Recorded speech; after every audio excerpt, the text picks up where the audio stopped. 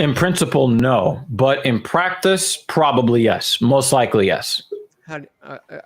All right, we are going to welcome a very, very esteemed guest to the program, to the platform. While I thought you froze again, Lutch. I'm sitting and waiting. Somebody that I've made appearances on his on his program, on his platform that he's trying to build. There's a lot of, before Kevin Samuels died, he talked a lot about two things. He talked about our public image and black males coming together to create our own media.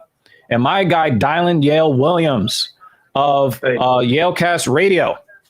Yale Radiocast. Yale Radiocast. He is one of those guys that even before Kevin Samuels really blasted onto the scene, he was already working on creating black male media to talk about black issues, black male issues. Yes. Dylan, welcome to the stream. What's going on, gentlemen? How y'all doing, brothers? Are you watching the fights today? I am working today. And if I got 5 minutes in my life, I will watch a fight. All right. So if you have ESPN Plus somewhere off camera, you can tune to that because this is what the stream is supporting. Right. I'm trying to pull up everything right now as we're talking about it. So that's why I got this pulled up in the back. So I'm trying to get to it. Yeah. So, Dylan was in the comments, and, Dylan and I occasionally talk on the phone, but he's busy. I'm busy. We're going to have some discussions about Young Thug on a future podcast. Yes. Talking about First Amendment and in the RICO statute. We're going to be having a discussion with him about that. Right. I'm pretty sure you're not happy with the law that New York State just passed protecting rappers for what they say in rap lyrics. We're gonna have so much fun talking about that. But one of the things that you asked earlier, you said you was like, oh yeah, we talking. Yeah, man. Look, I jumped in there. I jumped right on the string, right, and we were getting to it. You were getting to it about basically the divide that goes on between particularly black men and women within society, and how a lot of things was created to actually perpetuate that divide. It's, right. The platform that I'm on, and I'm not even going to talk about the Mail Review too much because definitely plug your shit, because by the time you breathe another breath, he will have plugged I Didn't Read Your Book podcast 7 times. Go subscribe if you haven't already. I Didn't Read Your Book podcast. I Didn't Read Your Book podcast. So definitely something that we direct our conversation towards is men understanding women and women understanding men, just to create a better understanding. Even if you still don't agree, you need to understand where the other side comes from, and we can only talk from a man's perspective. So that's what the Mail Review on Yale Radiocast is about, just conversation from a man's perspective, so you can actually get a true collective understanding of men on a platform to kind of just dilute this social view of what men are, what men think, what men feel. And that's where, and you was talking about basically how the government created some things, some reforms for women to fall into that trap. And women don't want to hear that they fell into a trap. They think that things are actually genuinely, authentically put in place for their actual concerns. And on the back end, they say, well, the government don't care about us. Well, which one is it? You said they don't care about you, but you subscribe to these ideologies and these rules and these policies every day as long as it benefits you. So which one is it?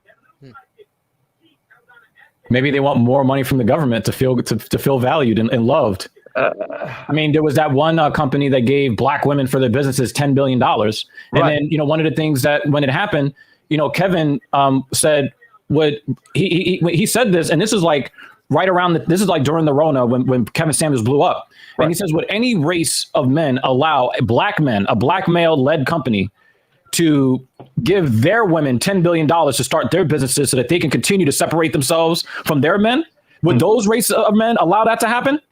Right. Not at all. Nope. Not at all. And I mean, of course not, but here we are talking about this often every day. You know, so I just want to kind of create more conversation about that, man. So that's basically what I push it towards. I grew up, I was raised by women.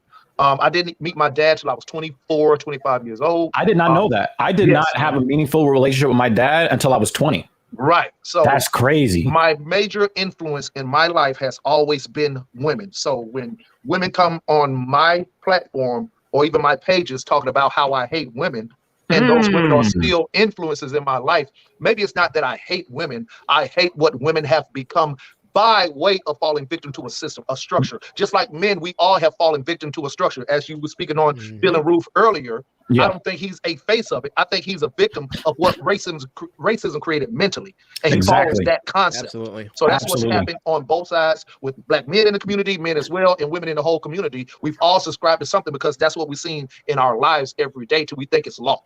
Right. And that, of course, doesn't absolve him. He's still horrible. I mean, obviously horrible person. Yeah, but we don't do it. We don't do that to absolve the people. And again, it goes right back to what I've been pushing this concept of that guy that killed those 10 people in Buffalo. We need to have a measure of compassion for him, because if we don't, we'll never get to a place where we can understand why these things happen. And if we can't understand it, then we have no chance to stop them. And he will not be the last mass shooter. Yep. That's a good point. No. That's a good point. No. And that goes to, what I was saying about trying to cover up what's going on just to not say the person's name. And I get that. It's always the offender who gets famous and nobody remembers the victims. And that's exactly, that's terrible. But the idea shouldn't stop us from having the conversations that we need to have to talk about why this happened, what happened to this person. And we can be sympathetic to the environment that created certain circumstances without having to absolve the person of whatever happened.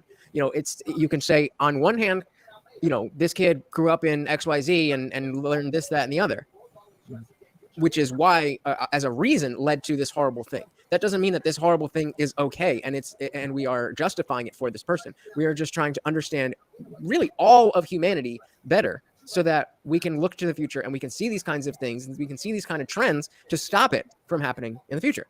Right. Now, Dylan, one of the things I recognize is that on YouTube, I just realized that I was not subscribed to a YouTube channel till today. I'm just like, I got to click on that. Right now, my platform has about 247 subscribers. Right. Yes.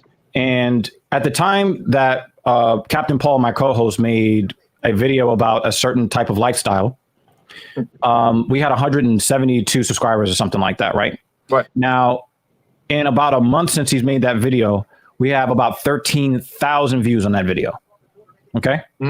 Now, for a small platform to get a full-length video like that, to get the kind of interaction, like when you look at your analytics, you know what I'm talking about, right? Yeah, I know exactly what you're talking about.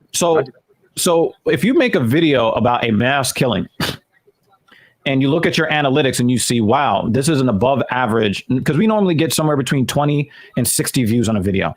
Okay. Yeah. We got about at the time, the last time I checked my analytics, we had about 2,000 views on this video.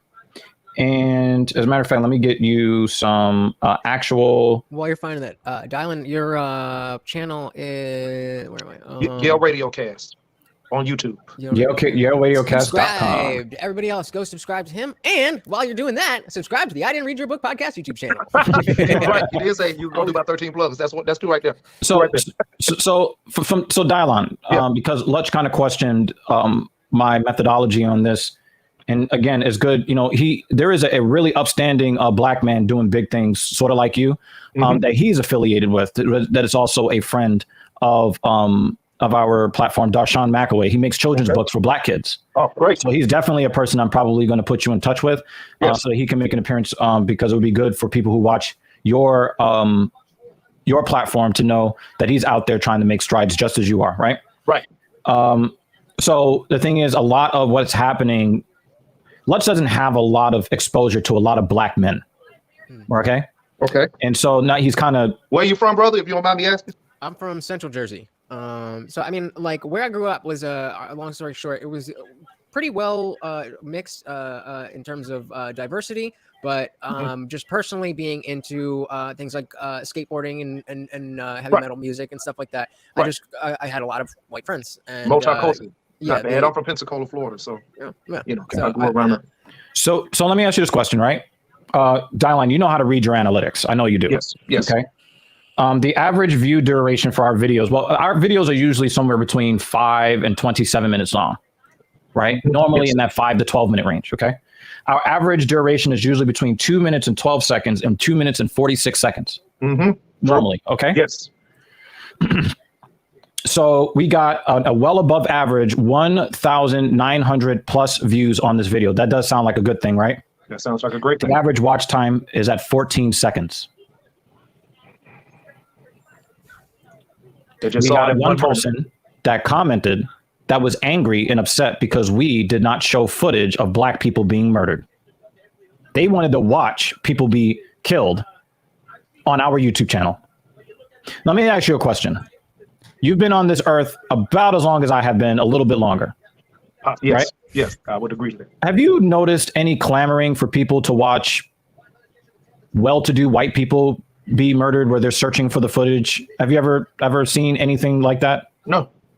These footages that go on, like we could always highlight George Floyd as the most recent. And George Floyd was ran into the ground for months and months and months and months and months.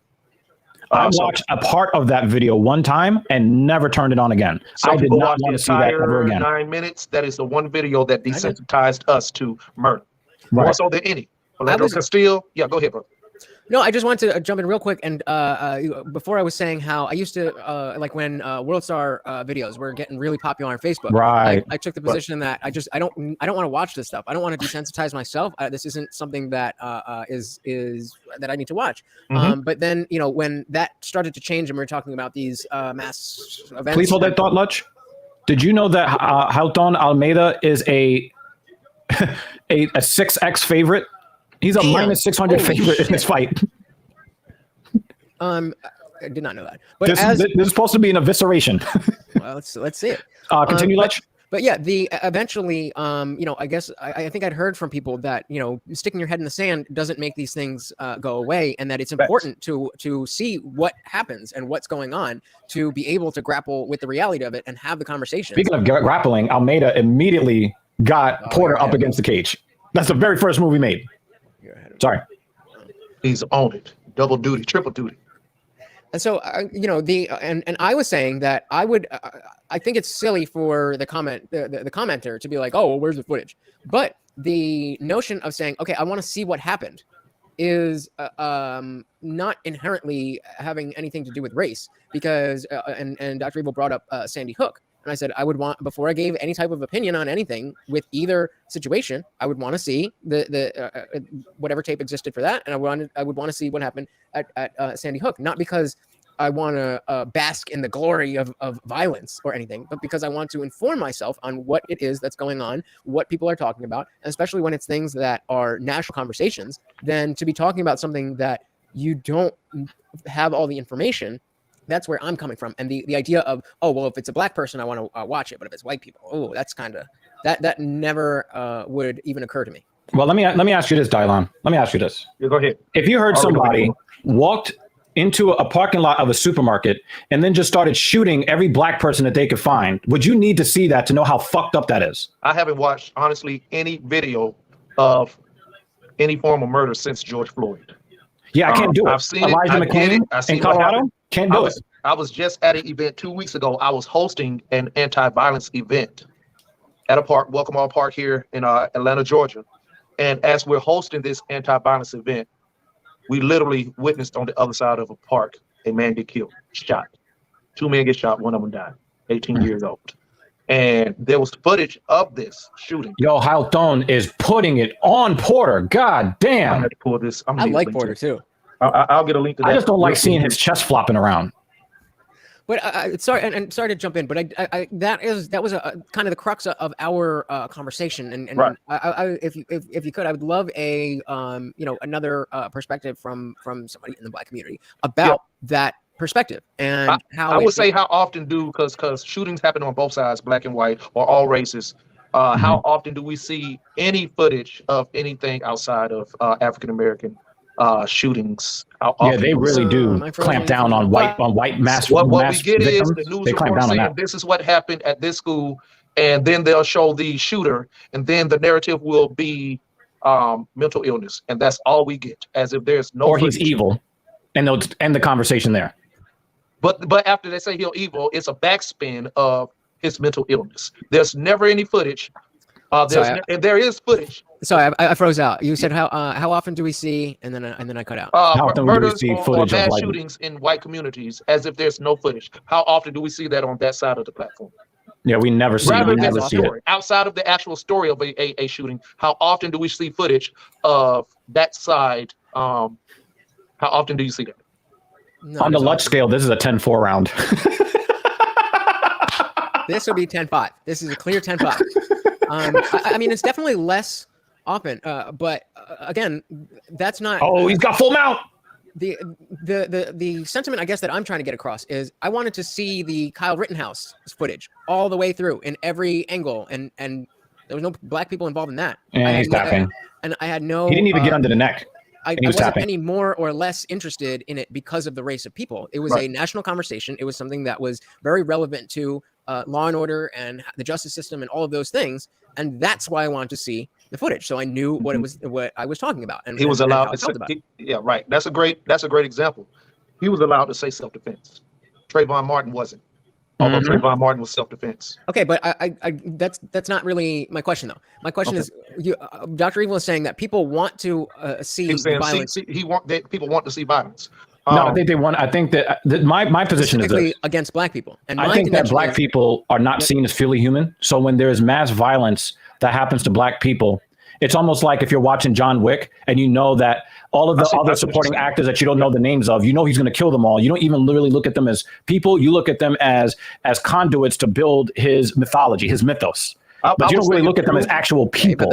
I would say it's true, but I would not honestly say I would know the percentage of that. But what I'm saying is, I don't think that people look at black people. I kind of agree with him saying that some people may want some information on what happened, but I would not act like there are some people that want to actually see the violence of the thing. Yeah, we just don't have percentages, and I'll say that. Right, but I'm looking at my analytics, and my analytics cover anybody that's clicked on our video, and it is for our platform, it is a pretty large sample size. And I've never seen this before in my life, except, you know, with George Floyd and Michael Brown. People were looking for evidence because, the official account is always whatever they want it to be. Right. Mm-hmm. But so I think that's because they wanted to see the actual. No, I side with Lutch on that point. Or do you think that's because they want to know what happened? Right, but I think that this here is pretty cut and dry. This is not a Kyle Rittenhouse situation where he was 17 years old and he's in illegal possession of a firearm while not being attended to by a parent or guardian, and then going out there putting himself into danger. No, this kid was 18 years old. He drove over 4 hours to go find victims, and then he starts shooting once he reaches the parking lot. I don't understand. I'm not saying there's so no many racist people want to see it. I'm not saying there's no racist people. I'm not saying that people don't have these racist tendencies. I'm saying by and large, I don't think that is what most people are thinking. And I'm asking if that's naive of me, and if it is, then why? I think it's a little naive. It's a little naive. Why? It's a little naive because, remember, in our Constitution, it's just based off of even not knowing or not understanding. Right. So do you know the original Constitution of the United States? One second, Dylan. Do you know in the original Constitution of the United States, they calculated for political purposes that black people were 60% human? What is that in the United States Constitution? What does that have to do with what we're talking about? Since the beginning of this country, black people have not really been seen as people. That. He's saying that he just needs some evidence and some stats, some facts. And unfortunately, brother, you won't get facts because who's going to number one, who's going to record those stats? The FBI has actually reported on those stats and admit to racial bias. Right. And who's going to actually admit, yeah, I watched black people get killed on purpose, because I like to see what happened. That's never going to happen. Some of these things, you just have to be a part of that culture to know it when you see it. You have to, like racial profiling. You have to be of that race to know when you get profiled, although there are legal things that say, no, that wasn't racial profiling. I felt suspicious of this guy because of X, Y, Z. See what I'm saying? So there are some situations where there would never be wholehearted facts of it. You just have to be in it to know that's what it is. Like I say, I agree with you that a lot of people are actually watching these things to see, well, what is the backstory behind it? Yes. And it's not that. But also on the other side, there are also people that say, oh, shoot, this is entertainment for me because there are hateful people in the world. And one thing we all know that part is fact. What I'm saying is I can't give any percentage or numbers. What I will say, if I was to take a shot at it, it's near half. It's near 50%, circling around just based off of what I've based on experience and observation. Experiencing, but I don't have 47 years of life while I was in the military, serving next to somebody who gave a racial joke to me. How do you cut a nigga out of a tree? Me and this guy are serving together. My life is in his hands, and the joke that he crashed to me, and his life is in your hands, and he still thinks himself to say some shit like that. Yeah. So, but guess what? I still have to defend this guy's life because we go to war together. So some of these things you just have to be embedded in. So let me try to I 100% hear you. Yeah. And please, I know this is not going to sound good, but I'm just trying to understand. So just to use an analogy, it is not, I'm not comparing them saying they are the same, but I'm 5'4". So in the same way that there is biases against melanin, there's biases against height. And I'm not saying they're the same. I'm just saying. No, you're trying to put a principle out there. We're here with you through my own experience. Yeah. So the notion that people are making fun of those who are short, or judging people who are short in a certain way is certainly a thing that happens. But being subject to that, I don't feel like, even though that has been a sticking point for people to unjustly judge me or whatever, that most people think that way. So, and again, I'm acknowledging the difference between the two groups, but I'm just not clear on how you can say that we don't have the statistics. Yeah, we don't have the statistics, we don't have the percentages, but you know that it's near half. And right. I am, as somebody who I guess would be on the good half, it's like, is that naive to assume that most people, or at least a significant portion of people, are like me and are wanting to see these things for the reason of understanding what happened, and not like, ooh, another another black guy died. Yeah, I got you. What more understanding can you get from a person started shooting black people in the parking lot because they were black, and then he goes into the store, seeks out more black people, and continues to shoot them? That's one racist asshole, and that's not. No, but that's what I'm saying. What about that situation do you need to see, or what more could you get from that? Because the thing is, like you said, well, people are looking for more information, which is why they clicked off of Captain Paul's video. But Captain Paul gave them all of the backdrop just without the footage, and they clicked off after 12 seconds. Weren't you the one who was telling me that my Will Smith video didn't do well because I didn't have the footage there? Let me. I don't think I didn't watch our. You might have talked about this with Captain Paul. Let me ask somebody else. But I mean, as. Actually, it kind of goes to my point, because it was black on black violence, right? People want to see black men acting a fool in public. But let's not act like if two white people got into it, that wouldn't have blown up the internet. Let's not act like Chris Rock and actually, I'm not sure. I don't have an answer for you on that, but it is a very interesting thing that you bring up, because I didn't really think of it from that end. If it was two white men up there, what would the backlash have been? Either way, my point was, whether it was you or somebody else was saying, oh, you didn't get very many views on that because you didn't include the footage. It was just you talking about it. And so, yeah, I don't know about the conversation you had with Paul. That's not a conversation. I don't even know if it was him, but you seem to agree with the notion that if I had footage of this black person being assaulted, that the video would have done better. What do you think? People are looking for. Everybody was looking for that slap, man. Come on, man. You know everybody. And because it was black people, or because it was two celebrities. Because it was two celebrities. That's why exactly. That's why I was looking at it. But look at the celebrities who it worked. Now, that's also the size of the celebrities too. Let me talk about this, because I want to circle back to another question, because you're asking for the correlation. But let me address this first. All right. So this platform of the Oscars, which is, we know, 98% of the people on the platform, or people that's even in that industry, are white, right? Or that was there at that event that night, right? Now, unfortunately, we have an obligation to carry ourselves in a certain manner, a certain light. And you don't even have to just take that situation. Look at the communication in the communities, in the comments, when that happened, from people that don't like black people. Okay, so you can find this on numerous media outlets. Sure. You can go whatever source you want to. See what happened? Well, we always thought this. Now the thing is, they couldn't give that much negative comments about it, because it's Will Smith, it's Chris Rock. They have a squeaky clean career for the most part, right? So it was hard to give any true look at those niggas type shit facts, right? Now let's just say Will Smith was, pick a name, Jay-Z, Jeezy.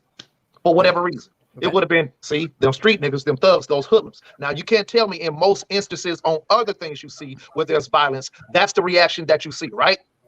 Yeah, those does. Okay, so now you put this thing in the same type of box. You're asking, how do I know? Let me ask you this. What's your nationality, bro?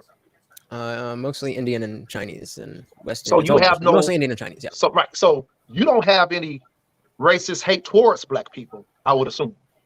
Nah, I don't like y'all guys. I really wanted to tell a joke right there. You know, it's like, who can tell the joke? Somebody needs to tell this joke. Never mind. I don't really like y'all. I feel sorry for your mother. Anyway. No, yes, obviously I have no ill will against people for the color what you of their say skin about or my their mama? nationality. And okay, so stop talking about my mom. I feel sorry for your mother. Yo, shout out to Michael Chiesa. To Michael Chiesa, yes. But Dylan, you were making a point. Okay, so, no, I don't so have what I'm saying is, you're asking, is it you being naive? Of course it is, because you can't put yourself in that box. But you got to understand, at least try to understand the mentality of the people that are in that box. There are racists that do have hatred towards black people. So you would never understand because you're not in that box. It's almost like black people complaining or explaining being or living in the hood to a rich white man. He's not going to stand it at all. And he's never going to see anything that we say that we go through, that we experience, because he's never been there. His mind don't even understand ramen noodles. No, you want to hear something funny, Dylan, about that? I lost a billionaire personal training client. I've never told this story to anybody. Okay. I lost a personal training client who is a billionaire. And this was like maybe several years ago. Part of the reason why I lost that client is that I could not get a good traction with him because I couldn't understand him. Because I'm a poor black guy, and you have this rich white middle-aged, big time developer here in New York City, and I could not wrap my mind around the possibility that this guy could possibly respect me, especially with the way he was talking to me. And I ended up losing that client because I could not communicate with him because I was so far away from his box, in a box way the fuck over there. Right. You couldn't gauge him. He couldn't gauge you. At no point it's a disconnect between cultures. Yeah. And look, at no point have I said these people don't exist. My entire thing is that from what I've seen as a non-white person, I'm not part of the black community, but I sure as shit have experienced my own racism in my life. I've talked about this. We all have, even white people. Yes. So fine. We all do. But the overwhelming majority of people that I have encountered don't think the way that you're saying they think. And the question about naivete comes to, we can't both be right. So I could be naive. If everybody's right, who's wrong? Right. So I could be naive, and what you're saying could be true, but the possibility also exists that you're too close to the forest to see the trees. And because you are in this community that is experiencing these actual real versions of hate and all of this stuff, that you see it everywhere. I would guarantee that I see a lot of whatever issue, microaggressions, whatever the fuck you want to call them, against short people than you would. I'm going to guess you're taller than me. No, that's not true. Because I'm the one that inflicts. Because I'm the one that inflicts the microaggressions against short people. That's why. How do you know? Because I inflict the microaggressions against short people. That's why. But maybe you're just a good person. The same way that I'm not watching these videos to bask in the violence against black people. I'm quote unquote one of the good ones. Maybe that's just how people are. So for you to say, "Oh no, you don't," the same argument that you just presented not a bad to me thing, though. Is you're saying I'm telling you my experiences, and you're saying that it's not the way it is. I'm not saying it's not the way it is. Actually, we're happy that is your experience. Yeah. Because sadly, that is not our experience. No, but that's why I say. When you talk to black men around the country, that is not their experience by and large. And that's why we're saying that we don't have an exact number. We're just saying it does exist. You're asking for wholehearted proof when we would never have wholehearted proof because people would never give the wholehearted truth. All you got to do is just go off of who may know just off experience. Okay, for example, I got analytics right here. I got numbers. Whose military story are you going to believe? The guy who's telling the war story or the guy that's been in the war? The guy that's in the war, for sure. But again. So what I'm saying is you can't fathom war if you haven't been to war. Okay. It was 1,000 people killed. And you over here, are you sure? It might have been only 300-400. I need more proof that it was what I'm saying. That's not but that's how it comes off. That's how it comes off. You're not listening to my point then, because I'm being very clear. And I'm just trying to present the side that you may not hear. Again, I'm saying that I'm not making the point that those people don't exist. Those people do exist. Those people are horrible. Everything against them. But from my perspective, it does not seem that most people have any specific, fetish to watch violence against black people. So you hang around. I've got Not that they don't exist, but so by you hang and around large, white the average person does not go about their life looking for the violence against black people. We're not talking about average people. That's what I'm these talking are not about. average people. That's exactly what this whole thing started with, saying that Dylan Roof is not representative of really anything except. I said he's a victim, though. He's a victim of the ideology. Yeah, he didn't create that ideology for himself. He got him from other places. Right. But multiple people. Right. He's but not the the point face. was that he exists, but that doesn't mean that he represents how most people think. But nobody ever said that. I'm talking about, that is exactly what I said. That is the first sentence that I said. Yeah, but I don't think anybody thinks that most people are like that. But what I'm saying to you is, when I look at my analytics and you're saying that people are looking for more context, and the video is Captain Paul giving a shitload of context, but nobody is looking for any of the context because they want to watch a massacre. An average watch time, almost 2,000 views on a 247 subscriber channel. Okay, fair enough. So then 13, 14 seconds. Fair enough. So let me ask you this, because first of all, how would they know that there's footage, whether or not there's footage within 13 seconds? Because they're looking for it. When they don't see it, they click the fuck off. Let me ask you this. If I do a video about the Johnny Depp and Amber Heard case, do you think the video is going to do better or worse if it's just me talking to camera versus me reacting to footage? Which video is going to do better? Reaction shows do get a lot of views. Say again?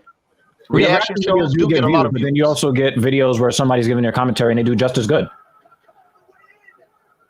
Ahmedovsky is in a lot of trouble right now. Okay. Sorry. I didn't hear your. I think we're about to get a TKO here, fellas. Oh, yes. Oh, wait, he's going for the rear naked. Oh, stop. With no hooks. Stop. Oh, he got back up. And he's tapping. A rear naked with no hooks. How fucking far ahead of are you? Oh, God damn it. But yeah, sorry, Dylan, I froze out. Go ahead, bro. Yeah, when I was saying about Johnny Depp and Amber Heard, would a video do better with footage or without footage? I think with footage, definitely. I agree. Why is I agree that? with footage. Why because is that? they want to see the footage of what happened as proof. And what you're missing is, I actually agreeing with you. Mm-hmm. Everybody is not looking for slaughter. Some people, as you have said, and I think you think I'm missing your point. I get wholeheartedly what you're trying to say is, you're trying to say that people like you want facts so they can see how to make a fair judgment and assess the situation, right? Right. What we are saying is, move all you motherfuckers to the side. Y'all go sit over here in this box. Was I supposed to say motherfucker on y'all show? Anyways, y'all sit over here on this box. Now let's talk about you group of people over here. Now you group of people over here ain't trying to watch this for the fact of there's some truth behind or whatever. That there's this group of people that we don't know the number of it that are actually watching this for the slaughter. So what we're saying is, we're not talking about the good-natured people who want facts. We're not talking about the good-natured people. Huh? Did you watch Captain Paul's video the day after it happened or the day it happened? No, that's what I was saying. I haven't okay. caught up with that. If you did, and because you know that there's no footage, right? How much of that video would you watch knowing that there is no footage, but he is telling you what happened and his opinion on it? How much of that video are you going to watch? If you guys, I would watch the whole thing. If it wasn't, then I would rather watch a video. And do you know what our analytics on our channels normally see? That people at least listen to what he's saying or listen to what I'm saying for at least 2.5 minutes. That is our average. This is the only video I've ever seen on YouTube. I'm talking about anybody else's analytics. I've been on YouTube with my own personal channel for a long time, just doing video game stuff, right? I've never seen an average view duration of 14 seconds. I've never seen this in my life. So when I see something that's so far out of the ordinary, now I'm going to start pulling on the string and start asking questions. Okay, why is it that when I'm talking about me pulling the gray hairs off my balls and you're willing to listen to that for 3 minutes? Wait, what? When I tell you about some white guy that drove to a supermarket to go kill black people, you need to see the footage. Like, that doesn't make sense to me. Well, I'm not going to lie. I would watch black people get killed before I watch you pull gray hair off your balls too. But motherfuckers would at least listen to what I have to say for 2.5 minutes, which is my point. They're not clicking off after 13 seconds. But this is the crux of it. Is I'm not disagreeing that this particular video about this particular subject got people are clicking off, and there's somebody that commented, about not having yo, Xenon, check out my channel. I did a bunch of videos. He's got a lot of content. Definitely check out what he's got going over there. He's got a lot of content the question is, about how that. how do you know that click off after 13 seconds is correlated with the other person who took the time to comment and ask for footage?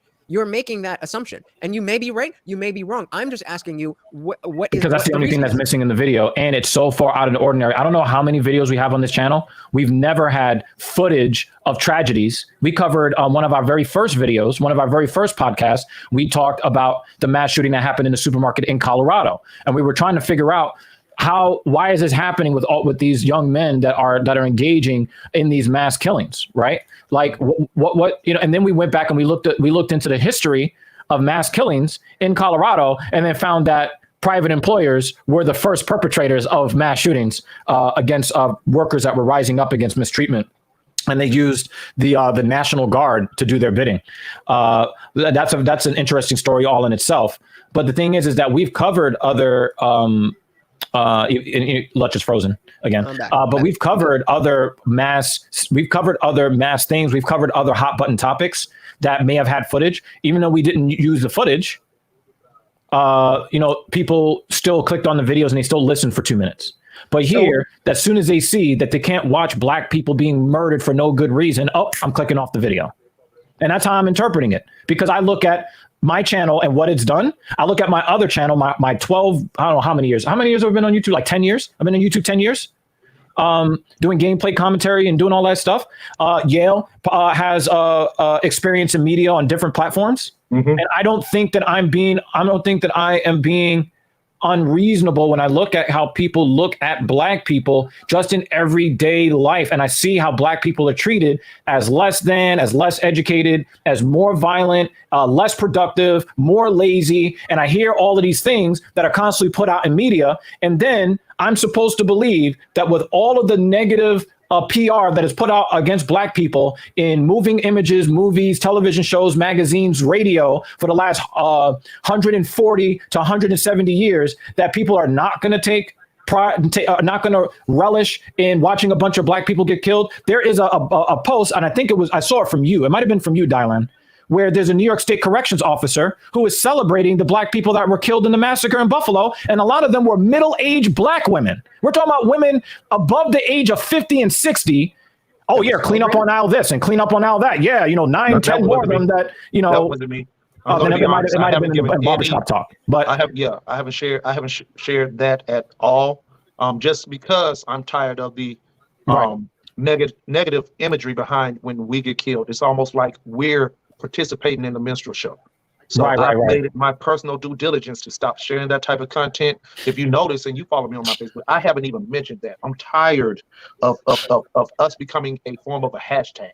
I'm tired of our story being a story of mass murder, and when the mass murderer gets to walk away and go get a hamburger, or there's no consequences, or when this person does it, the conversation is mental illness for this guy. If we do our violent crimes, we're menaces to society. Yeah, we're the scum of the earth. I think and this is a great platform to move into the obligation that we all have to the community to make things do differently. Which I agree with you. We probably should look more into analytics before we make harsh judgments, so we can take this day and move forward. And as far as yourself, as far as us, to do research before we make judgments. And when we come back to the platform with the next, hopefully it won't be none, but we know it will. With the next thing, we actually have some more facts to say, see, this is what it is. It could be on one side, it could be on the other side, and use that as a marking point to actually prove what we're saying is happening. Because what we got now is a whole bunch of things that go on emotionally based, reaction based, and entertainment based. And the problem is, I don't care how you look at it, we're turning into entertainment. Yes. Because that's why I didn't want to talk about him. I want to talk about what he went through that led up to what he did, because there is a common thread of young men who are feeling completely isolated, overlooked, invisible in society. And I don't think that racism and the Great Replacement, I just think that that was a conduit for him to express his lack of hope and how full of despair he is as a human being. So when I look at what he did, I don't look at what he did in the racial connotation. If he was 65 years old, I'd be talking about racism, because he's old enough to have those views, but to be 18 years old. And remember, I don't know if you know about this, Lutch, but he ended up on the FBI watch list first a year ago while in high school because, you know, he was talking about just shooting up his school, right? So for me, the racial part of this is not a big part of what he did.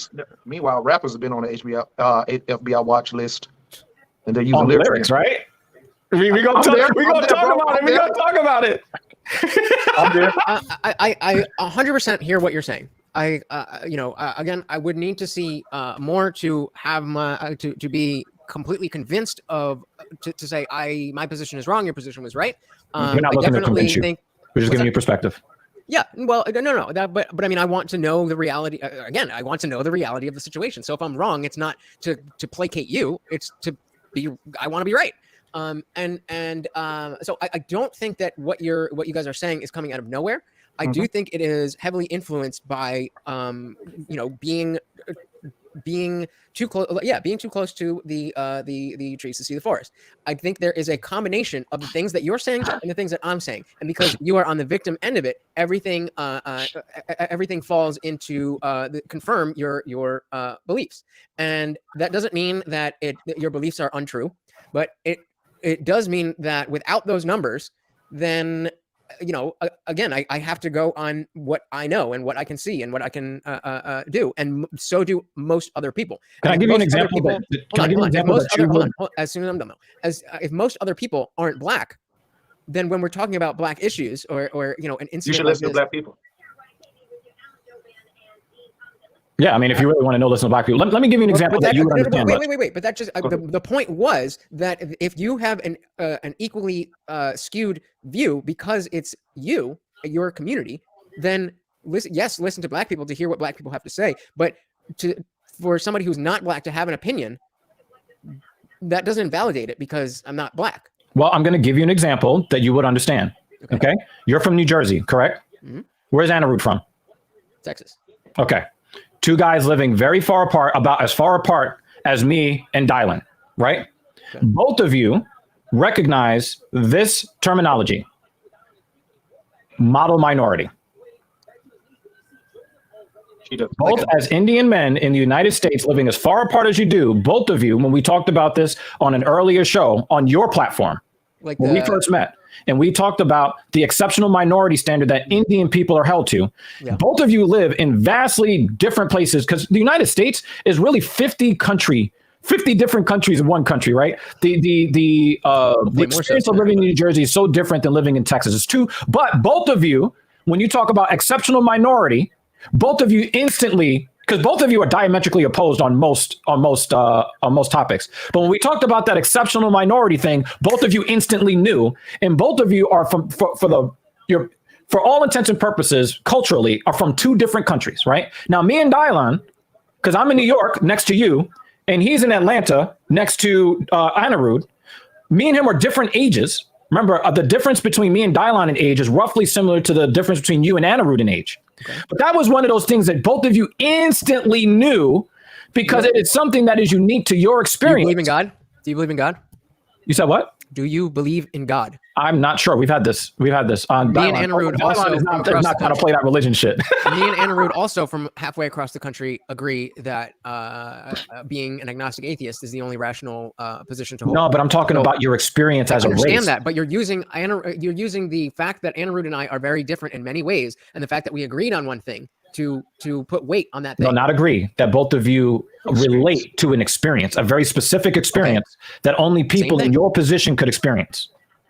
Same thing. That's what I'm getting at. Not that you agree, but you guys are diametrically opposed in anything. But when we got to that topic, both of you were in lockstep because no matter where you are in the country, it is a shared experience that you just know. That's a shared experience. Okay. It's a shared experience that you just know. Okay. Now, other people on the outside are not really going to understand on your level. Now, me, being also partially Indian, part Pakistani, sounding white in a black neighborhood, I can understand to a certain extent the pressure that comes with being the exceptional minority. However, I could never understand it the way you and IDRYB do, because that is just a special experience that people with brown skin, specifically from where you're from, have that experience. So what we're trying to tell you, as far as the black experience, Whenever we see anything that goes on in society, I don't have to say a word to Dylon. I can just look at him and we'd be like, there you go, right there. We see it. There it goes, right there. I hear that and I understand that. And again, what I'm questioning is the validity of that and the confirmation bias and to what level.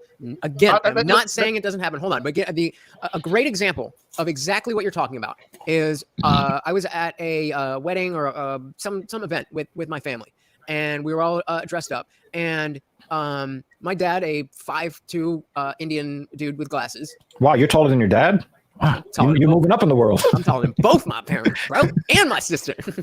Oh, shit. You're the patriarch. Some white guy asked him I'd like to take his jacket or wear he said something thinking that my dad worked at the place. And my dad came over and was fuming. He's like, oh, this white guy. I'm like, Dad, you realize you're wearing the same shit that all the people who are working here are wearing. I watched that happen, and he just made an honest mistake. And right. That doesn't negate the millions of times that as an immigrant doctor starting in America that he had to deal with being whatever came with that. Looked at as the fucking help, right? But my point is that each situation has to be taken individually, and the patterns that you're talking about absolutely exist. I'm not saying they don't exist. I'm just saying that you can't apply them to every situation just because there is an inkling that it might be related. I agree with you. I think I think I'm listening. I just got to piss. I think you gotta understand that my analytics are very, very extreme. Like I've never seen analytics this extreme. I think he's missing that we both agree with him. Yeah. No, I get that. Check this out. But I want to relate your example to, well, I don't know the experience. So since you're so close to the situation, you might need to fall back and see the forest for the trees. Right. Imagine explaining rape to a rape victim and say, you might not have been raped because you're in there. So you probably need to fall back and see the forest for the trees because you might not have been raped. He might have just shoved his dick in you, but he didn't really force it. I'm just saying you're so, and that's what we said earlier. It seems, or maybe she wasn't actually SA'd. Maybe she just got drunk and decided that she didn't want to do it afterwards. Sometimes that is the case. Sometimes somebody was SA'd and in unquestionable terms. Both of those things are reality. So in each case, you have to determine, okay, was this a horrible Yeah, we can't use the R word on the platform. You can say motherfucker. Don't use the R word. We can say in each individual case, let's look at the facts. Does it look like this person was SA'd? I'm new here, guys. You good. Yeah. But you get what I'm saying? Yeah, but it might be something that you want to consider too, because the R word on YouTube is it's a no-no. So we say SA or EPAR, which is the other word backwards. Okay. Real quick, they didn't have any lemonade, so we're working with the Truly iced tea. Let's see how it goes. Peach tea. Okay. Right. But the thing is, like, when you're talking about SA or anything like that, Dylan is trying to make a point in that I think that it's gonna be hard for people to engage in discourse with you when somebody is telling you, I've experienced this, and the person sitting next to me has experienced this, and we know 30 million other people that have experienced this, and your response is, well, have you looked at it from everybody else that's not going through what you're going through? Maybe you're not going through what you're going through. And it's like, what? Like that's how we take that. So you don't think that questioning, you heard about the Aziz Ansari Me Too incident? Oh, he definitely is a e-parist. And I don't know. Don't get me started on that. Really? Yeah. Okay. So is there any Me Too story that was that you saw that was clearly BS? Trevor Bauer seems to be complete BS. Okay. So, Johnny Depp, you're watching the trial. Fine. That seems to be complete BS. Who was the first guy you said? Trevor Bauer. Trevor. So you're saying that the woman who accused him of doing whatever he did, you would not be justified in saying, that might not be the reality of the situation. When we look at the facts, it's XYZ. You just have to believe her because she knows better than you. Well, she put out evidence to the contrary. Which is why I don't believe her. How would you know that if you didn't look into it? Because she said that she was lying. How would you know that if you didn't look into it? Well, we would default to believe all women in that situation. YouTube video on a topic is to look into it. And once you see it, you know that's what it was. Right.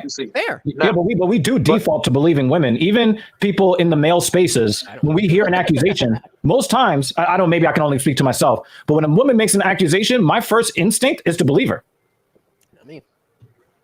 And then when I see the evidence to the contrary, normally provided by the woman, then I'm like, oh, okay, she wants some bullshit. Yeah, mine is too.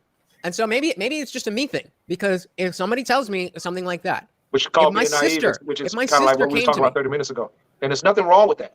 There's nothing I want to hear this much. What were you about to say about your sister? Well, to real quick, I'm not gonna forget that part. But Dylan, and that is because I'm not into a lot of it being just a me thing, and maybe I am wrong that I'm just some guy that is looking for information, and the world out there really is this racist, awful place. I don't know. I'm just in my own head. But what I was gonna say is, even if my sister came to me and said that her boyfriend did X, Y, and Z, I would withhold judgment before until I had some more information. Now, my tendency wouldn't be to grill her and question her and whatever. As on a human element, I would want to comfort her. But on making a conclusion as to what actually happened, I would need to withhold judgment until I have enough information. And again, maybe that's just me. Maybe most people don't operate that way, but that's how I operate. Unfortunately, all these examples that we speak of are different boxes with a lot of gray areas within them. And that's the thing. You're talking about your sister. I would say this. You know your sister. Yeah, that's and maybe I don't. Too. So you would know how your reaction is if you know your sister. Like I have some sisters, and I know just the way my sisters are. If they tell me something, I would automatically know that's BS. Or I would know, hold up, that don't, because I know my sisters wouldn't put themselves in that situation. Yeah, I think maybe thinking back, that might be. I'm not gonna say all these are gray areas. No, that's a great example. You got me thinking. You got me thinking. So let me. So then maybe it is, maybe it isn't. So I don't really have a Stallion claimed to get shot in the foot, and I didn't believe it off top. So Yeah, because she was dancing the next week, right? Like I don't need to look into that. I know what a gunshot victim looks like. Yeah, so I mean, and that's what we're saying. You have a lot of truth and a lot of facts behind what you're saying. So I'm not going to debate it. I'm just saying, it's a gray area that we would never have the answer to, and that's why it's a gray area. Right. Yeah, and that's what I'm saying. Fundamentally, I'm not disagreeing with you, Lutch, but I'm just letting you know from my experience and my observations dealing with people. And I tried to tell you this before.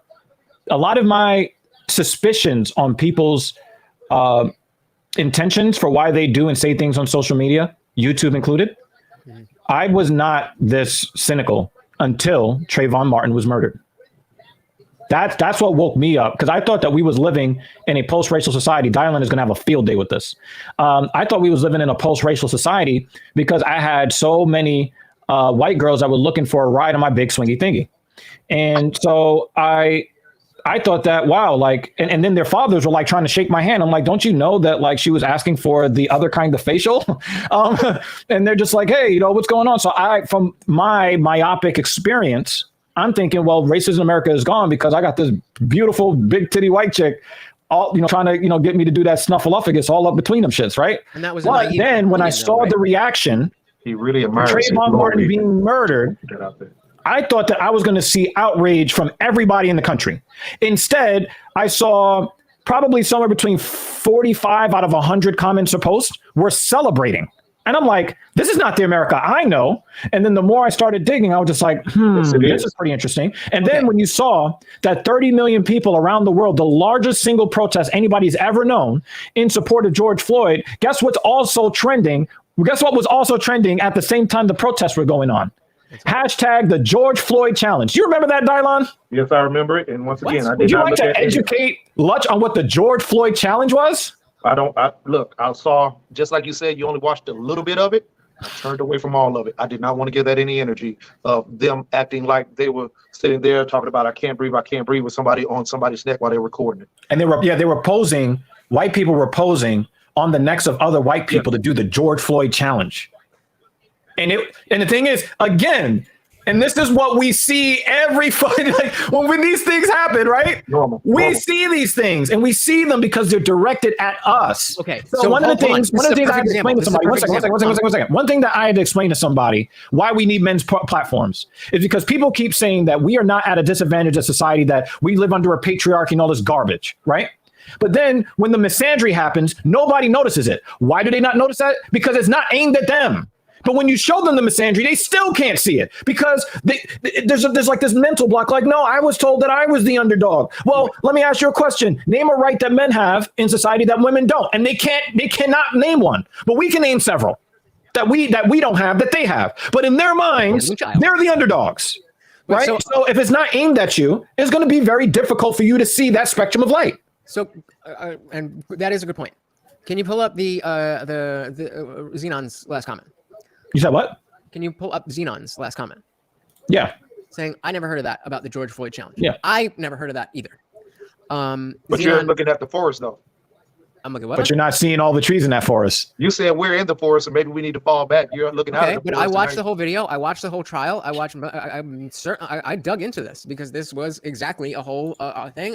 But what I was talking to you about was the analytics on social media. I got into a huge argument with my dad after watching the Dave Chappelle 846 special, and he was ready to be up in arms as a typical, Republican, whatever. I got in a screaming match with him that how could you? And remember, this is before body cam footage, where we are all operating on that single 9-minute video.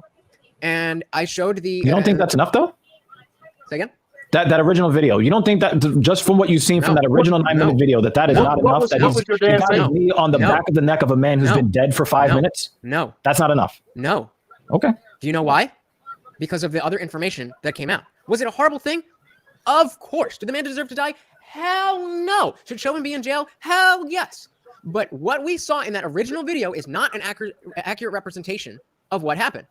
You don't see him before in the car begging to be let out of the car, begging to do, and the cops trying.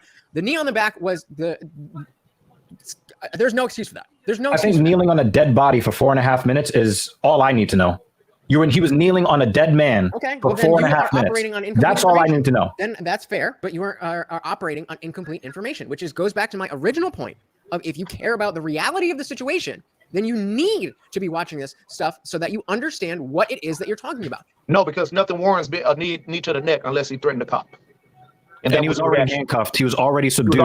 And he was kneeling on a dead body for 4.5 minutes. Any color. Which is why he deserves to be in jail. 4 minutes, 3 minutes, 2 minutes. I'm from the military. We was taught one thing. How to react in a situation. There are methods that we was taught in training. I agree. What ain't needed in any situation until your life is threatened is a knee to a person's neck. I agree. So what do I need? What more do I need to see? What more? I don't need to see what happened prior. He was a convict. He was doing this. He might have had a weapon on him. He might have been doing this. He probably spit on the cop. He probably had sex with the cop's wife. All I know is once they had him detained, there was no more purpose to put a knee on his neck for 9 minutes, 8 minutes, that's all the context I need because he didn't do anything that warranted the death penalty. If you're not interested in the full facts of the case, neck. Then I don't know what to tell you. There are three. I agree with you that what we saw in that video was horrible. I agree that what we saw in that video was horrible. The fact of the matter that Chauvin did that, the fact that the man died, that is all horrible and never should have happened. So where's the validation for the knee on the neck? That's not it. That's not it. So where's the knee on the neck? Give me an example. And gone to jail like he was supposed to for having been caught with illegal drugs, which is a whole other conversation. Great. So what I'm asking is, where is a valid example? Why you would want to be kneeling on a dead body for 4.5 minutes? Sorry, no. Not for 4.5 minutes. Give me 1 minute, 3 minutes, 30 seconds. Give me an example for a knee on the neck when you already got him in handcuffs. Right. If he's already handcuffed, tell us what an example, what is acceptable situation. I already said that's not acceptable. But that's what I mean. That is the pertinent fact to the case for me. You're saying you need more? There is never a justification for that. So I don't need to know anything else because there's no way, unless there is a situation where you can justify that act. Now I want to know all of the full case. But the thing is, there's nothing that can justify that. Somebody that, a mother going through postpartum depression who murders her children. Does anybody need to know about what she went through before she murdered her kids in the bathtub? No, because she murdered the kids in the bathtub. No, we need to figure out, all the things after the fact to help out the women that are going through postpartum depression. And that is important. But when you're talking about the facts of the case, I don't need to know about how long the kid was crying at 3 o'clock in the morning to know that I'm not with that shit. Ignorant as fuck. Do you think George Floyd would have died had a not been on the ground? No. Why do you think that? Because of the fact that the knee was on his neck and it made it where he could not breathe. Exactly. That's not what happened. He died from an overdose. That's not true. That's not even true. Did you watch the trial? Yes, I watched the trial and I watched the reasons why.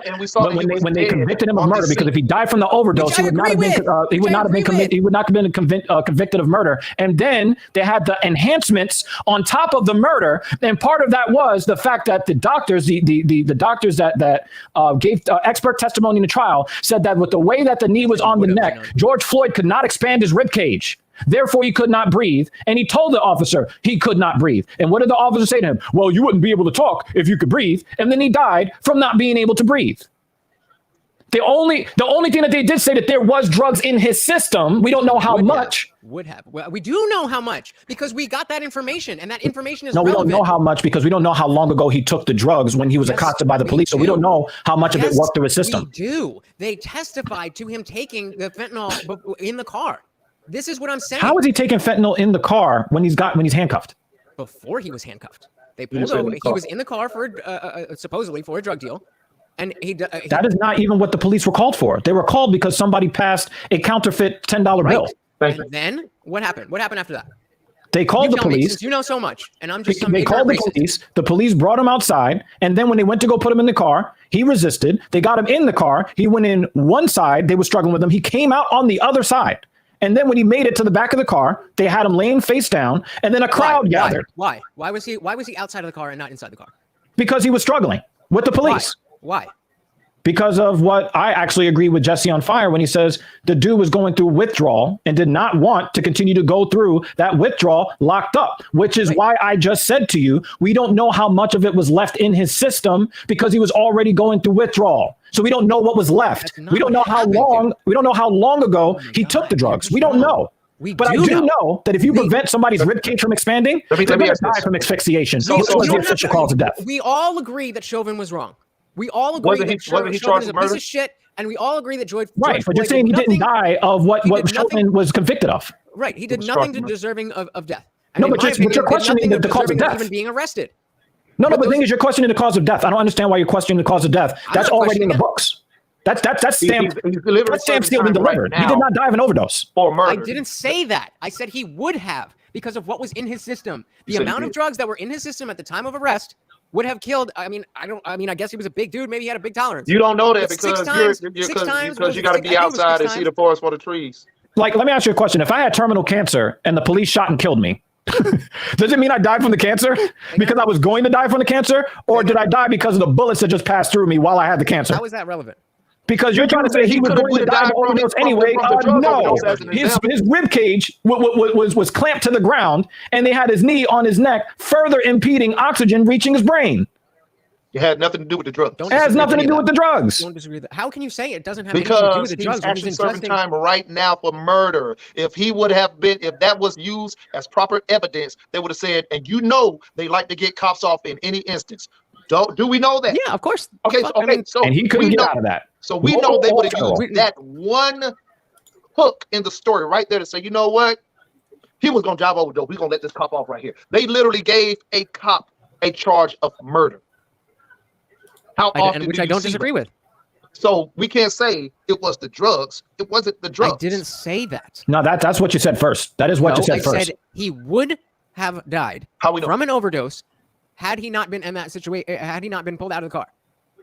But we'll never know that. Like, that's you speculating because you can't go and create a new alternate timeline to find out what time he would have died from the drugs that were in the system. I'm only speculating in the sense that if I were to drink 5 handles of Jack Daniels, that I would die. That's also speculation. But Bon Boon, I'm saying that that I'm speculating, but the speculation is not a wild speculation. Someone called an ambulance for what? For the they should have called an ambulance. Do you know people who have gotten hooked on fentanyl? Is going in on you, by the way, brother.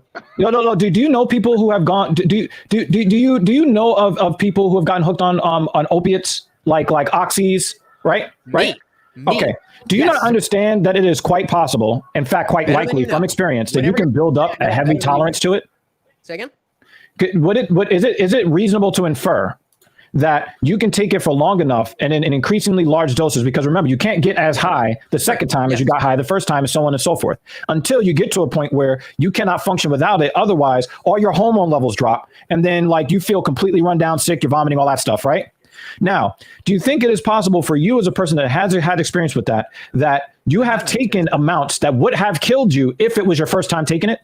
Yeah, many and times. You survived, right? Yes. Because it's not a guarantee that you were going to die from that, because look, we're still sitting here talking to you, right? We don't know what would have happened to him, because remember, he had been hooked on opiates for a decade, at least a decade at the time of his death. We don't know what his tolerance was. Dude, you just, I mean, I don't want to be condescending, but you don't know the level of fentanyl that this man had in his body is not something that yes, the average person, the average non-drug addict would be able to take. So I admit that I am speculating that I don't remember the exact number. I'm pretty sure it was 6 times the legal dose. Again, don't quote me on that, but it was something along those lines. It was multiple magnitudes of a lethal dose that was taken once he got into the car because they were pulled over. Wow, Anders gets the takedown. I'm a little surprised by that. You what? Anders just got a takedown on Park. I'm actually rooting for Park. Continue. Me too. I don't know why, but I like him. Yeah, I'm trying to figure out what Lutch's point. Lutch's point is that George Floyd was going to die anyway. No, we have no proof of that. Nope, of the overdose, if not for the knee on his neck. We have no proof of that. My point originally, we were talking about situations where it is specifically about race. So he stunned him. Oh, and then Park gets stunned. Rock'em Sock'em Robots. That's what. And let me just state again, I completely agree with Chauvin being convicted. I completely agree that George Floyd did nothing to deserve his death. Right. And arguably, no, I'm just trying to get with this whole cause of death thing. You believe he was going to die anyway, and I'm like, where are you getting that from? From the levels of drugs that were in his body, which are Xenon asked why that matters. That's why he was asking to get out of the car, because he was freaking out. And that's what led up to the position where then my father's blood sugar levels have risen to twice the limit of what would kill a human being, but he's still alive. Are you asking what my point is or no? Yeah, go ahead. Sorry. So the point is that no matter how wrong Chauvin was, he was 100% wrong. But Chauvin would not have been in the position to be wrong if George Floyd was not freaking out because he was getting arrested and asked to be out of the car and asked to was that a body shot to the knee, or did he really kick him in the dick? Let's see. Let's rewind. Are you seeing this, Lutch? Because that looked like a knee. That third look. Wanda, I don't. Wanda, I don't. Yeah, that looked legit. They look legit. Oh, okay. Okay. Nobody's. I haven't been able to say it, so I mean, if you guys care, I'm happy to share. If you don't care, I'm happy to shut up. I mean, what I'm going to do is no, we don't want you to shut up. I mean, this is just shows the different views of society, brother. Right. I'm going to mute my mic, and I want Lutch to be able to speak unabridged. You don't know how to not talk. So the only point that I'm making is that the counterfeit money was a legitimate thing to be arrested for. At that point, he was, everybody was kosher. Everybody's doing what they were supposed to be doing in the, the cops were arresting him. He was in the position to be arrested. That's all great. Then, because he was in the, and I don't disagree. I'm not cheering this motherfucker on. I am interested in the facts. And so if George Floyd had not ingested the drugs that allegedly he had just bought in that car. Allegedly. Yeah, allegedly. I said allegedly. And again, but you're saying I made that argument. I said that he didn't deserve to die, and arguably he didn't deserve to be arrested. I've said those exact things, but that's not what the laws are. What I'm saying, brother, is what you just said is a double negative. You just said he allegedly brought drugs, but you're saying that is a fact that he died from drugs. So you can't say allegedly he brought drugs, but it's a fact that he was about to die for something that he allegedly brought. So you have to say he allegedly would have died. You can't say this part is factual, but this is fiction. That is what I'm saying. If he had just got in the car and gotten arrested, he would be alive today. That's the point. Allegedly. Yeah. That's my speculation. If he had just got in the car, he would have had a shit night because he would have been withdrawing. But those are as shitty as the laws are, that I agree with Xenon that he shouldn't be arrested, that you should just get some kind of ticket or whatever. I agree with all of that. I don't think that when he's begging, please let me get out of the car. Please let me out. I can't breathe. And they take him out of the car to help him. I don't think that putting a knee on his back or his neck, both of which were the case, is a reasonable thing to do. I don't think that is the case. That's it. There's nuance to the situation. It's not somebody is a terrible, horrible person and this person deserves to die or doesn't deserve to die. It's a shitty, terrible thing that happened. But when you break down the actual facts of the situation, it is not as insidious as you originally think from the basic cell phone footage. That's my only point. The facts matter. When you understand the full scope of facts of the situation, you can still come down on the same side and say, fuck Chauvin, and that George Floyd should be alive. George Floyd never should have been arrested, and all of that. But that doesn't change the reality of the situation that the man had all of this shit in his system. And that is why he freaked out, which led to him being brought out of the car, which led to this asshole doing terrible things to him. And that's Chauvin's fault for doing terrible things to him, not George Floyd's fault. But that doesn't change the sequence of events. That's my only point. It's a nuanced thing. It's not just, oh, they were looking out to hunt black people. That's simply not what happened. That's my point. Okay, well, I'm going to try to make this point. And I'm pretty sure Ms. Perkins in the Facebook chat would probably understand what I'm about to say. I know for a fact Dialon is going to understand what I have to say. When we see very similar situations where police interact with the racial majority, we don't hear a lot of this nuance ain't short, right? Trying to find all the nuances when the police make sure that the white suspect survives. Like they go out of their way to make sure that they survive. And I think that one of the things that needs to be pointed out here is that regardless of what happens before the brutality, the brutality is the thing that needs to be focused on, because George Floyd is not here to be able to defend himself or to even answer the questions that you have. Because like you said, there's a lot of speculation. There's a lot of allegedlys. If George Floyd was allowed his due process under the law, absolutely, then it didn't matter what he did prior to his interaction with the police. We would have been able to get his side of the story. But Derek Chauvin made sure that we could not do that. So 100% agree. 100% agree. Remember that police are called to scenes because people do stuff that may or may not be lawful. That is part and parcel of living in a society. So that part is moot simply because it is something that normally happens in the course of any police officer's day. Interacting with the public, I think they interact with the public more than 10 million times a year in this country. Now, when you're talking about what happened once the police are on the scene, we are supposed to hold representatives of our government, a government that you admittedly would rather it be very, very small. You want to see them interact with people as the least amount as possible. And as somebody who loves drugs as much as you do, I think that you would love to see people not get accosted Absolutely. Over something like that. 100%. So all the other things that you said are entered into evidence. But even the judge, in a situation where a black man was killed by a white law enforcement officer, he bumped up the penalty for Mr. Chauvin because of 4 aggravating facts that the judge thought was well outside of the sentencing recommendations for the crime that he was found guilty of. Because no matter what the situation was prior to interacting with Mr. Floyd or prior to when his knee ended up on his neck, it is an act that was it is the epitome of depraved indifference. And that is the story here, because police officers are always going to deal with people who, do you know how many times you've passed a counterfeit bill, which is why people don't get arrested for it? There is a reason why counterfeit bills make it into circulation and why it's profitable, because it can be passed off as real. So people actually can go to a check cashing place and get a counterfeit bill when they cash their check. So the counterfeit bill doesn't really mean a lot to me. Wait, so just to be clear, are you saying things that you think I don't agree with? Or are you? No. I'm just giving my synopsis of the situation. You've given yours. I'm going to give my synopsis. Yep. So for me, I don't care about any one of those bills. I would report it to the Postal Service, and that is the most that I would do in that situation. If he is struggling in the car, okay, I get that you're going to need to find a way to wrangle him. That is cool. But there are different ways to do it when you have 4 officers on the scene. You do not need to use your knee on the back of somebody's neck in order to subdue them when they're already cuffed.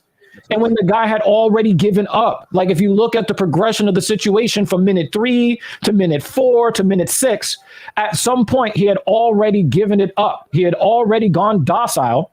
But while he was still alive, he says, I can't breathe. And then it escalates to, okay, now I'm going to start talking to my mom because I'm about to meet her. Like he felt his life force leaving his body. What about mom? George Floyd called out to his dead mother before he died. Mm-hmm. So he knew he was dying. The woman from the fire department knew he was dying. The mixed martial arts veteran knew he was dying. The 17-year-old girl taking the camera. Everybody that was around the cops are like, this guy needs medical attention. One offered to give him medical attention. Chauvin decided, until this man stops breathing, I am not moving. And it is that depraved, disgusting position from his position is why he ended up there. Fuck the drugs, fuck the counterfeit bill. That shit is everyday shit. I probably passed a counterfeit bill sometime in the last 2 hours on this stream, right? I don't care about any of those things. If George Floyd had killed another police officer beforehand, I can accept that as something that you would consider when you look at what Chauvin did afterwards. But he did not injure any police officers. The only person that got hurt was him. So for me, when you ask me, well, don't you need all the facts? Well, was the officer kneeling on a dead man for 4.5 minutes? Because that's the part that gets me. Like for me, if you are trying to subdue a man whose spirit has already left his body, that's all I need to know about you and your guilt. Because George Floyd is not on trial. He never got his day in court. And that is something that every American is supposed to be guaranteed under the Constitution, the same Constitution that says that black people are only 60% human. 3/5 of man. I mean, 100% agree with so that's not the way that I read it. That's why I tell you, I don't need to know anything more than he was kneeling on a dead man for 4.5 minutes. That's why I don't need any more. Now, if he killed a police officer, it would be different. If he killed a child, it would be different. If he was holding up people with a gun, or maybe if he went to a parking lot of a grocery store and then tried to shoot up as many white people as he could and kill 9 of them and 1 black person, at that point, I want to know all the facts. But since I know all the facts, and I know that he didn't harm anyone but himself. You admitted you don't know all the facts. You didn't watch the body cam footage. No. I know all the facts of the following trial. But what I'm saying is that I don't need to know anything else unless he went to a grocery store and shot up 9 white people and 1 black person, or killed a child, or killed another police officer. But we all know that's not what happened. So for me, if somebody is intent on kneeling on somebody's dead body, I take special exception to that. Now, if he would have died in a hospital later, now you and I can have this conversation. But Derek Chauvin removed all the doubt with his actions after the man died. Do you get where I'm coming from? Yes, I have the whole time, and everything you've said, I've agreed with. Right. But you asked me why I didn't need any more information prior to what happened from the 9-minute video, because that's how we got here. You said, why don't you need to know more than just a 9-minute video? Because the 9-minute video shows all the pertinent facts. So stepping back, having this conversation, does this say anything to the point that we were making before about wanting information in an individual person, not on larger, wanting the information, not having to do with any racial fetish, violence fetish, but wanting to know the truth of the matter? Is there any weight to the fact that there is some percentage? Again, as Dylan said, we don't know what percentage, but there is a significant percentage of people who are looking for the information for the fact of the information, while there's also a different percentage of people who are looking and like, oh, a black man died. Let's get this. Do you know why? Do you know why I counter that? Because you could have gotten the information without the footage. That was a direct question.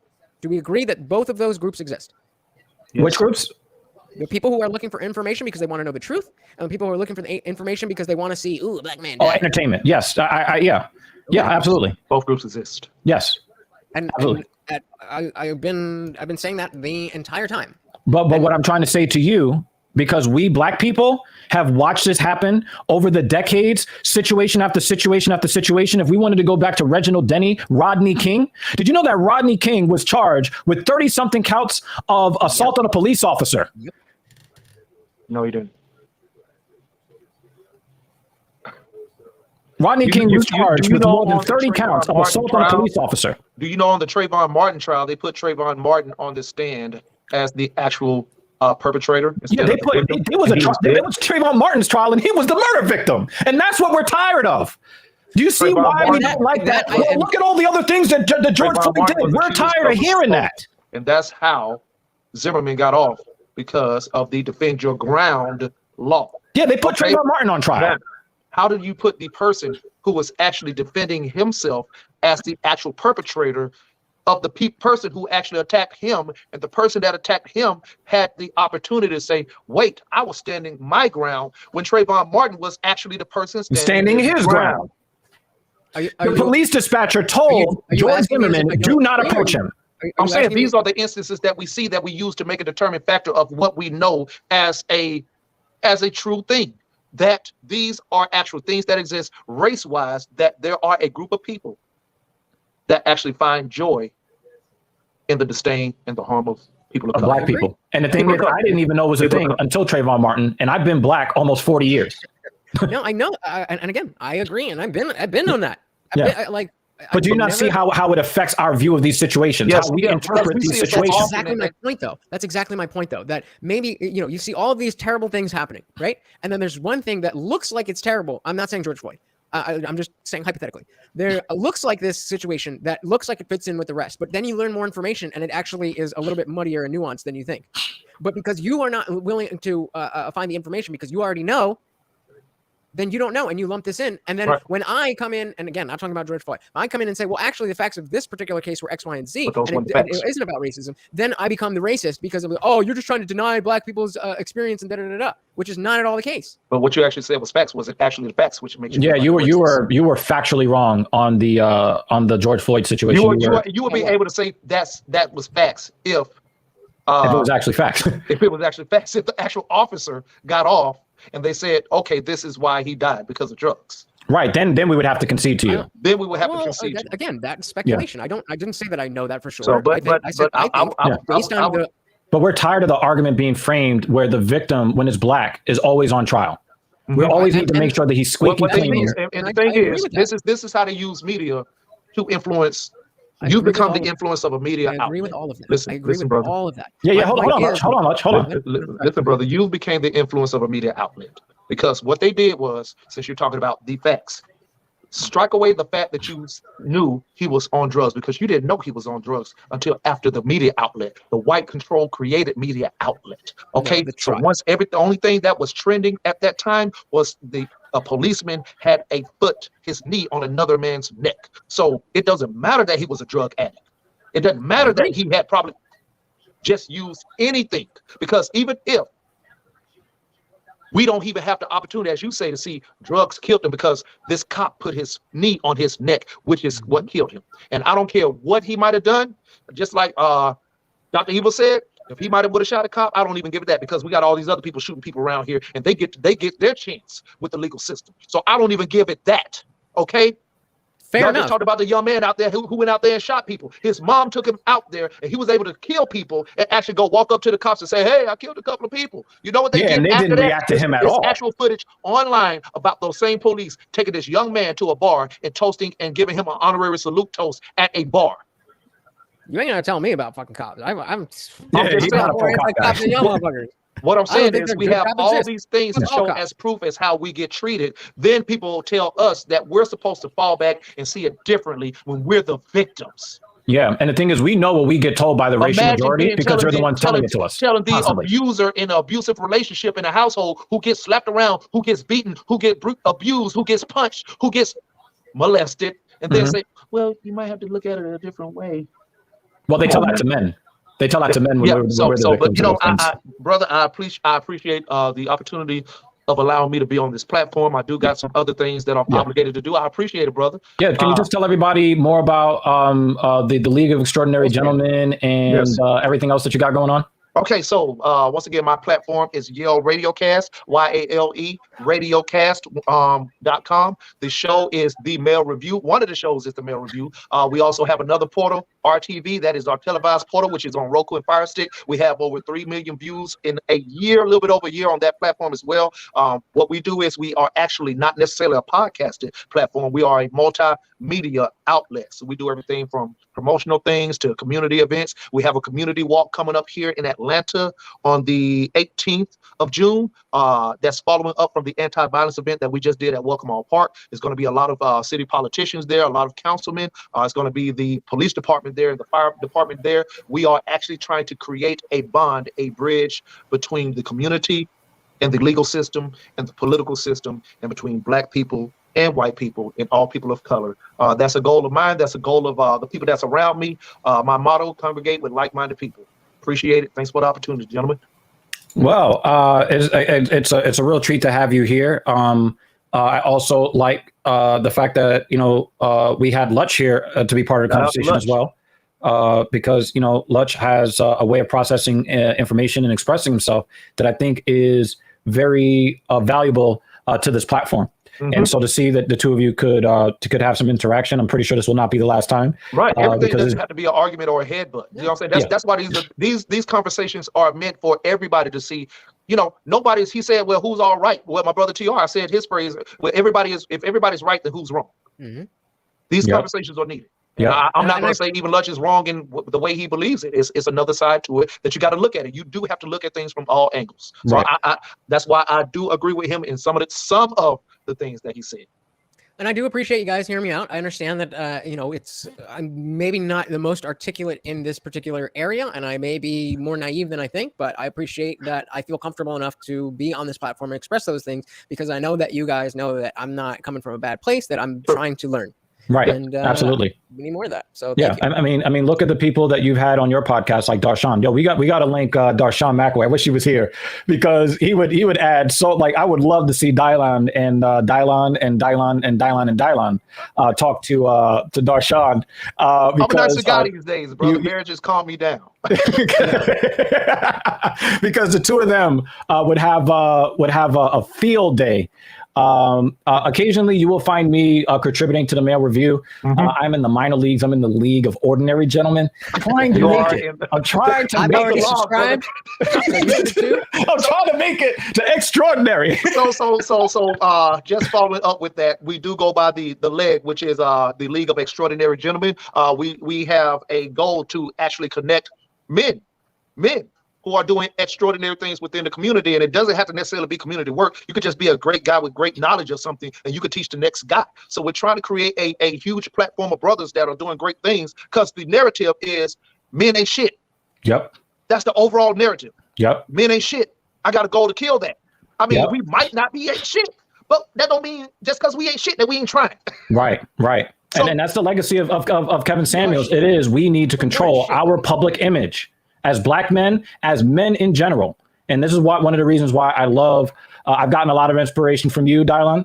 Yes. I mean, you had a wonderful guest on earlier today, you know, talking about some of his struggles coming up playing football. Yes, and, Travis Barber. Yeah, Travis Barber, you know, talking about trying to make it as a football player, and then getting into some other stuff and coming out on the other side to create value for his community. So that is the latest episode. When will that be up? That is actually up now. There's some minor edits that I will do in the stream. But it is up on the YouTube platform, on the Facebook platform, and on the Twitch platform. Everything Yell Radiocast. Just Google Yell Radiocast, Google Yell Entertainment, Google, and you will see everything that we have to deliver. All entertainment. It's multiple shows under the platform. The Male Review just so happens to be the flagship show. We have another show called Pimp Talk, which is hosted by Pimp and Slim, who is an artist, and his co-host, which is Young Be the Truth. Outstanding artist. So don't let the name fool you, because once you tune in, you're going to see the other side of the conversation. We have Divine Timing with Sage Marie Blue, and we got some other shows coming on the platform as well. We're trying to give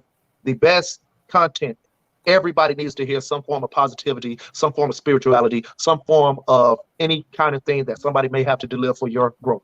So once again, I appreciate it, brother. YellRadiocast.com. Right there. Thank you, man. Thank you, Jim. I've already subscribed. You guys should too. Dylan, I want to again thank you for hearing me out. I know, like I said, that it could be a little dicey, but we had a good conversation, and I appreciate that. Yeah. Yo, Dylan, I'll catch you on the flip side. Put everything, if y'all don't mind, after the fact in the Facebook link, so I can follow you on everything as well. So on the Facebook link, if you don't mind, whatever, just put all of your stuff so I can follow you, bro. Yep. Yeah, I'll find a way to get all that information. I'll try to put it in the description of this stream here on YouTube. So go find us on YouTube if you guys haven't done so already. The Mrs. Evil. She created the link www.bit.ly/TALKIN_SHT. So yeah, we'll make sure that everybody gets linked up together so that we can do this on the Male Review or IDRYB Live or wherever we need to have the conversation. Before you run, Dylan, I want to just throw it out there. I'm trying to put together a panel for people talking about what should be the role of police in society. If that is something that I'm trying to do this, and it's been very difficult to get people who are willing to talk about it. So if you're because I can't handle that discussion. Well, let me give you insight on one of our brothers that's in the League of Extraordinary Gentlemen. He goes by the name of Billy D, and his company is called Accountable Youth, which is a mentorship program that leads the youth to connection and conversation with the police department. It's based out of North Carolina, and they're branched out into actually Atlanta as well. So that is their goal, to actually have a bridge between the police department and the youth to know how we can connect and communicate better. So you could go to accountable.youth.com if I'm correct. I will put that in there just to make sure. And yeah, I will try to text me all the information so I can get it right in the description. And I will get Brother Billy D on the platform if he has time as well. And I got brothers from the military who are now in the police department. I come from a background of that as well in some sorts. So yes, we'll help you out with that, man. No problem at all. Because people forget, most black people are socially conservative. So when it comes to law and order, black people are not, like, oh, F the police because we don't want order. No, it's because we don't trust the police. Look, I said, I am a snitch. I'm calling them. I'm calling. I got the judge on speed dial. Look. We're talking shit now. He got on a black hoodie. Yeah, we're missing this dime piece right Air now. Forces going up. Sin like a motherfucker. That's me. Yo, text me all the information so I can get it to Lutch and some back channels, and so that other people can watch as well. Thank you so much, Tyler. Right, no problem. Thank you. I'll be getting with y'all brothers. All right. Good to meet you. Well, and then there were two. Well, so we are missing a dime piece fight right now. Oh, I was going to ask you about your opinion of Viana. I fucking love her, but we're going to go from talking about like social justice to which one of these fighters is hotter. That olive skin. Oof. It looks like a white girl, but look how dark she is. That's fucking. No, I think one is a Brazilian, and yeah, that's Poliana. I'm saying the black. I think they're both Brazilian, if I'm not mistaken. Oh. So is she Hichi? Tabitha Hichi? Richie? Tabitha is not a. No way. Yeah, check out where she's from right quick. But I think Viana, I think that she is from. I think she's from Brazil. She is from. Wow, Bon Boon is a savage. Wow. What am I missing? Wow. Yeah, there have been a lot of changes. But the thing is that, the powers that be that wanted to see the black community destroyed, they tried to do it from the outside and failed. And then they realized, hey, if you can get them to hate each other, then you can get rid of the community. And that has been much more successful. So we're looking to see what we can do, each one of us, what we can do to try to undo some of that damage, to bring black people back together, bring black women and black men back to at least a place where there is, some where it's civil, where the interactions between black men and black women are civil. And that is going to necessitate both men and women taking responsibilities for their parts in what has separated us. And once, we can get to a place where personal accountability is the preferred mode of operation, then we can get some stuff done. No, I mean, we definitely don't want Lutch to feel like he's being singled out. That's why I wanted everybody to shut the fuck up and let Lutch talk. Appreciate you, But what we're trying to help Lutch to understand is that there is an experience in this country that he's just not privy to because it's not aimed at him. And there's a lot of collateral damage all around. In fact, I've been saying this for a long time, and Lutch can give you his thoughts on this. But the concept of white supremacy is not necessarily something to disadvantage black people. It's to enslave white people. It is a means to try to control and manipulate white people, not black people. And do black people suffer at the hands of the ideology? Absolutely. But the ideology is not really about harming black people as much as it is stealing resources from white people and then letting them be happy about it. So I think it's definitely more complicated than people actually think that it is. And I think that is super important. Got piss. Take a dog? Yeah, take a piss first in my actual bathroom instead of peeing in a cup, so I don't fucking miss the stream. Oh, okay. Well, there you go. Those in power benefit a lot if black people and white people hate each other, and that's true. But the most insidious part of that is when white people are basically having their resources pilfered having their resources pilfered by the rich people in power, and being made, their resources are being stolen by, white people at the top of the corporations, but it's the people at the top that are pointing at Black people and Hispanic people as the reason for white people losing their position in the country, when it's not, that's not the case, So I think that it is important for people to understand what the real issue is, because if Black people and white people became united, that is really, really bad for those that are at the top. That's really bad for them. So, you'll see that I will tell you what the Black experience is like. I have no problem telling you that. But when it comes to like the concept of white guilt or blaming, regular, everyday middle class or working class poor people for problems, nah, I'm not with that. No. We don't do that here. But we will tell the truth of the Black experience. That we will do. Yeah, and that's why I want to bring this stuff up to you directly, because it's I'm in like a I don't we were talking the other day about like the get out of the street. We were talking the other day about like, how am I supposed to pick a fighter if they're both pretty? You were right about Tabitha being Brazilian, by the way. Okay. But yeah, like I am a minority. I am a person of color, but I don't have like a community like that. So it's always just been about me. Ooh, and nice how I personally